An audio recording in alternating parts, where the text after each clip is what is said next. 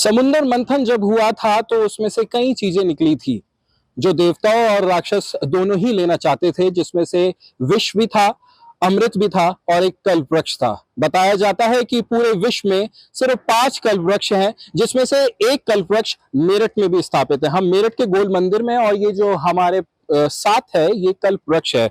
बताया जाता है कि विष्णु भगवान इसमें खुद विराजमान होते हैं और जो भी कोई सच्चे मन से अपनी मनोकामना इस वृक्ष के सामने मांगता है वो पूर्ण हो जाती है। सावन का महीना चल रहा है और जब समुद्र मंथन हुआ था तो उस समय पे जो भगवान भोलेनाथ है, भगवान शंकर, वो नीलकंठ खिलाए गए थे। वो इसलिए क्योंकि उन्होंने अपने कंठ में विष धारण कर लिया था। कल्प वृक्ष की चर्चा भी इसलिए महत्वपूर्ण हो जाती है। हमारे साथ गोल मंदिर के कुछ ट्रस्टी वगैरह यहाँ पर हैं, उनसे पहले तो इंट्रोडक्शन लेते हैं और उसके बाद कल्प वृक्ष की बात करते हैं। सबसे पहले आपसे बात करेंगे, क्या नाम है आपका? मेरा नाम मनीषा गौड़ है। मैं दुर्गा देवी गोल मंदिर की ट्रस्टी हूँ। इसके बारे में थोड़ा सा बताएं, कल्प वृक्ष के बारे में, क्योंकि बड़ा महत्वपूर्ण हो जाता है। सावन का महीना है, भगवान भोलेनाथ खुद विष ग्रहण करा था उन्होंने, और कहा जाता है कि भगवान भोलेनाथ को जल इसलिए भी अर्पित करते रहना चाहिए क्योंकि उनके जो कंठ में विष है वो उनको गर्मी प्रदान करता रहता है। तो थोड़ा सा बताएं। एब्सोल्युटली। मैं कल्पतरु, ऑफ कोर्स, ईश्वर के बारे में, भगवान शिव के बारे में तो मुझे लगता है आपने खासा बता ही दिया है। मैं क्या एक्सटेंड करूं, बस अब तो सबको आमंत्रित करती हूं कि शिव परिवार की स्थापना 21 को सब आएं। कल्पतरु के विषय में जो मैं कहना चाहूंगी वो ये, अगर बहुत ही संक्षिप्त में कहूं तो ये मनोकामना पूर्ति वृक्ष है।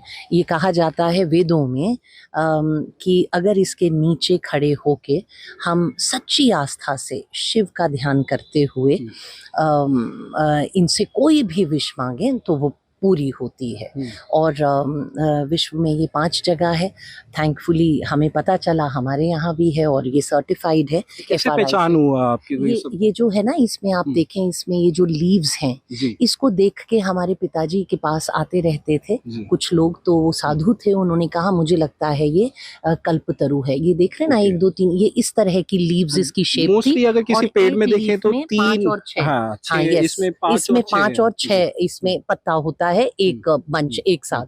तो उन्होंने इसी को देख के कहा कि ये कल्पतरु होना चाहिए। फिर उन्होंने कल्पतरु की महत्ता पापा को समझाई कि पुराणों में ये जो कल्पतरु है, इसने शिवजी जब युद्ध में गए तो अपनी पुत्री को इनको सौंप के गए थे कि उसकी रक्षा करो, उसका लालन पालन करो और लौट के मैं उसको फिर वापस आपसे लूंगा। और कल्पतरु को जो जिसकी सुरक्षा करते हैं वो किन्नर और किन्नरी करते हैं, और इसीलिए 22 तारीख को जब हम इसका पूजन कराएंगे तो वो भी किन्नर किन्नरी द्वारा 5 किन्नर होंगे जो इसका पूजन करेंगे, फॉलोड बाय सब सनातनी जो यहाँ पे होंगे। तो यस, तब हमने इसको पत्ती को देख के FRI भेजा और वो सर्टिफाई होके आया है। ये पेड़ किसी ने लगाया था या खुद ही उत्पन्न हुआ है यहाँ पे? सुने अनमोल, ये बता कैसे सकती हूँ मैं, मुझे बिल्कुल भी नहीं पता, हमें किसी को भी नहीं पता। छोटी सी पौध थी और पिताजी के पास वो घूम रहे थे, उनके मित्र थे, घूमते घूमते, यहाँ गाजर मूली सब लगा रखा था, सर्दियों के दिन थे, वो घूमते घूमते, अरे पंडित जी यहाँ पे तो आप जड़ी बूटियां क्यों नहीं लगाते, बड़ी जगह है। फिर उन्होंने इस पौधे को देखा तो बोले मुझे लगता है कल्पतरु है, ये ऐसा होता है। शायद हम इसे बहुत लाइटली लेते, पर शायद माँ का ही कुछ ये संदेश था। और ये बात मैं अनमोल आपको बता रही हूँ 2011 की। ये मंदिर बन गया था तब तक? हाँ, मंदिर तो बहुत पुराना है। मंदिर बना है सन आई थिंक 1960, हाँ 1965 में आई थिंक, है ना ये दिस मंदिर। तो अभी ये सब क्वेश्चन मार्क है कि ये पेड़ लगाया गया था या खुद ही उत्पन्न हुआ है? हाँ, यस। एक स्टोरी आपकी बिटिया बता रही थी, थोड़ा सा बताएं, थोड़ा सा आगे आ जाइए।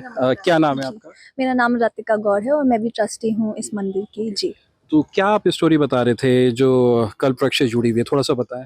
जी, मैं आपको 2 कहानियाँ बता सकती हूँ इसके बारे में। एक कहानी तो ये कि जब कार्तिकेय वो चले गए थे माँ पार्वती के पास से अपने विश्व भ्रमण पे और राक्षसों से युद्ध करने, तो माँ पार्वती बहुत ही अकेली पड़ गई थी। और ऐसे में उन्होंने कल्प वृक्ष से प्रार्थना की थी कि आप मुझको एक बेटी प्रदान करें, और तब उनको अशोक सुंदरी पैदा हुई थी। और उसके बाद जब दूसरी कहानी जो अभी मेरी मदर ने आपको बताई, वो कहानी ये थी कि जब युद्ध हो रहा था और शिव का पूरा परिवार उस युद्ध में था, तो ये बहुत बड़ा प्रश्न था कि अब उनकी पुत्री का क्या होगा और उनको कैसे पालेंगे। तो ऐसे में शिव और पार्वती दोनों ने काफ़ी ज़्यादा डिस्कशन किया और उसके बाद उन्होंने ये डिसाइड किया, ये हमारे पुराणों की कहानी है कि उन्होंने ये डिसाइड किया कि हम लोग कल्प वृक्ष से हमें ये पुत्री मिली थी, तो हम वापस उन्हें ही सौंपेंगे और बोलेंगे कि वो पूरे साल जिसमें हम युद्ध में हैं, आप इनका लालन पालन करें, आप इनकी रक्षा करें, आप इनको वो संस्कार प्रदान करें जो हम नहीं दे पाएंगे जब हम लोग उस युद्ध में होंगे। तो एक तरीके से कह सकते हैं कि कल्प वृक्ष की ही कृपा से शिव जी और पार्वती और उनका पूरा परिवार उस युद्ध में जीते, और उन्होंने साथ ही उन पुत्री को और उन पुत्री के ज़रिए पूरे समाज में वो संस्कार फैलाए जिसको आज हम लोग सही मानते हैं, अच्छा मानते हैं। जावा में अगर देखेंगे तो आपको 7th और 8th सेंचुरी BC में, नॉट BC, 7th और 8th सेंचुरी AD में आपको ये मिलेगा कि कैसे कई सारे मंदिरों में वहाँ पे स्कल्पचर्स बने हुए हैं, वहाँ पे क्रेविंग्स हो रखी हैं मंदिरों के अंदर, जिसमें कल्प वृक्ष की पूजा और गार्जियनशिप कर रहे हैं, उनकी प्रोटेक्शन कर रहे हैं किन्नर और किन्नरी समाज। ऑफ कोर्स उस वक्त उनका प्रतिबिंब अलग माना जाता था, तो उनका स्कल्पचर अलग है, लेकिन ये कहानी वहीं से ही जुड़ी हुई है। और आप एक और बात बता रहे थे जिसके बारे में मैं मेंशन करना चाहती हूँ, वो कल्प वृक्ष जी और शिव जी से जुड़ी हुई कहानी है। हमारे पास जो शिव जी की स्थापना हुई है वो नर्मदेश्वर से आए हैं। आपने कहा जाता है शिव जी को हर वक्त जल चढ़ाना चाहिए क्योंकि उनके कंठ के जो विष हैं वो उनको गर्मी प्रदान करते हैं। हमारे पास जो शिवलिंग है इस मंदिर में, जिसकी स्थापना अभी हो चुकी है, अभी 22 को होगी और उसके बाद शिवरात्रि पे सब भक्तगण के दर्शन कर सकेंगे। उन शिवजी को ऊपर से जल की एक धारा जो हर वक्त एक शिवलिंग पे होती है उसकी ज़रूरत ही नहीं है, क्योंकि वो नर्मदा की कोख से निकल के आए हैं और इसलिए वो अपने आप में पूरी तरीके से तृप्त हैं। तो शिवजी को वो तृप्ति पहले ही, ये इतना ज़्यादा पूजनीय उनका स्कल्पचर है, इतना ज़्यादा पूजनीय उनका वो स्थल है जिससे वो निकल के आए कि वो अपने आप में तृप्त हैं। उसकी भी एक पौराणिक कहानी है कि शनि जी की दृष्टि जब शिव जी पे पड़ी थी तो उन्होंने ये पूछा कि अब मैं क्या करूं, और तब जाके उनको भगवान जी, विष्णु जी और बाकियों ने बताया कि आप एक काम करें, आप नर्मदा के अंदर एक पत्थर का रूप लेके आप उसके अंदर बैठ जाएं और जब तक शनि जी की दृष्टि आपसे निकलती है तब तक वहीं रहें। तो नर्मदा ने उन्हें इतने अच्छे से सींचा, उन्हें इतने अच्छे से संभाला कि उसके बाद से वो पूर्ण तरीके से तृप्त है। ये कहानियां हैं इससे जुड़ी हुई। बात करने के लिए हमारे साथ मनोज जी भी हैं, और पंडित जी को भी कहूँगा मैं थोड़ा सा आ जाए, और थोड़ा सा आप बताइए कि अब से क्या क्या कार्यक्रम है, ये बताइए। मेरा नाम मनोज अग्रवाल है और मैं गोल में अंदर सभ्य समिति का एक सदस्य हूँ। कल से 19 तारीख से इसकी प्राण प्रतिष्ठा चालू हो रही है। शिव परिवार जो है स्थापित हो रहा है। कल और परसों इसकी पूजन होगा। 21 तारीख को इसका जलाभिषेक होगा। उसके बाद 22 तारीख को सुबह कल वृक्ष की पूजन होगा। शाम के वक्त शिव संध्या है।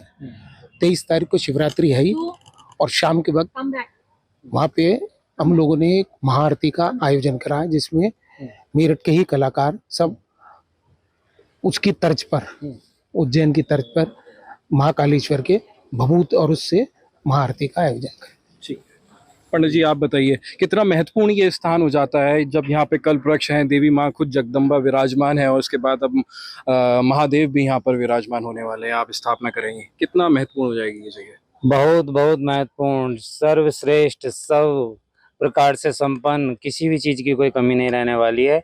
भगवान अपने भक्तों को हर प्रकार से संपन्नता देने वाले हैं, और विशेषकर माँ भगवती, साथ में नर्मदेश्वर महादेव, और उससे भी ऊपर आए हैं नारायण स्वरूप कल्प वृक्ष के रूप में, जो सभी भक्तों की मनोकामना पूर्ण करेंगे।